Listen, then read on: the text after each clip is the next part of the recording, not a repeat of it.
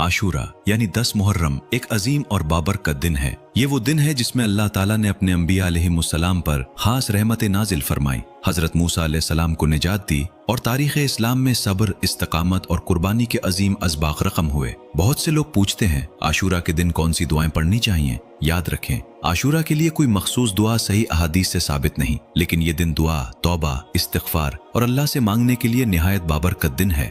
1. इस्तिग़फार की दुआ। सबसे पहले अपने गुनाहों की माफ़ी मांगे। अस्तग़फिरुल्लाह रब्बी मिन कुल्लि ज़म्बिन व अतूबु इलैह। मैं अल्लाह से अपने तमाम गुनाहों की माफ़ी मांगता हूँ और उसी की तरफ तौबा करता हूँ। आशूरा तौबा और अल्लाह की तरफ लौटने का बेहतरीन मौका है। 2. हजरत यूनुस अलैहिस्सलाम की दुआ। कुरान करीम में मज़कूर ये अजीम दुआ हर मुसीबत और परेशानी के वक्त पढ़ी जाती है। ला इलाहा इल्ला अंत सुब्हानक इन्नी कुन्तु मिनज़ ज़ालिमीन। ऐ अल्लाह, तेरे सिवा कोई माबूद नहीं, तू पाक है, बेशक मैं ही कसूरवारों में से था। ये दुआ दिल को सुकून और अल्लाह की रहमत की उम्मीद अता करती है। 3. दुनिया व आखिरत की भलाई की दुआ। यह कुरान की जामे तरीन दुआओं में से एक है। रब्बना आतिना फिद दुनिया हसना व फिल आखिरति हसना वक़िना अज़ाबन नार।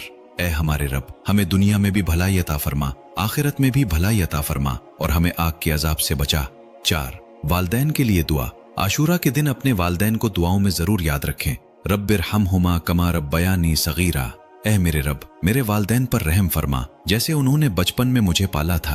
5. उम्मत मुस्लिमा के लिए दुआ। इस दिन सिर्फ अपने लिए नहीं बल्कि पूरी उम्मत के लिए दुआ करें। ऐ अल्लाह, मुसलमानों के हालात बेहतर फरमा, बीमारों को शिफा दे, परेशान हालों की परेशानियां दूर फरमा और उम्मत को इत्तेहाद व हिदायत अता फरमा। आशूरा के दिन अल्लाह से ये चीजें जरूर मांगे। गुनाहों की माफी, रिस्क में बरकत, वालदैन की मग़फ़िरत, सेहत व आफियत, नेक औलाद, हुस्न खातिमा, जन्नतुल फिरदौस, उम्मत मुस्लिमा की भलाई। ऐ अल्लाह, आशूरा के इस बाबरकत दिन के सदक़े हमारी तौबा कबूल फरमा, हमारे गुनाहों को माफ फरमा, हमारे दिलों को हिदायत अता फरमा, हमें हक पर कायम रख और हमें दुनिया व आखिरत की कामयाबियां नसीब फरमा। आमीन। दोस्तों, याद रखें, आशूरा का असल मकसद सिर्फ तारीखी वाक़यात याद करना नहीं बल्कि अल्लाह से ताल्लुक़ मजबूत करना, रोज़ा रखना, तौबा करना और दिल से दुआएं मांगना है।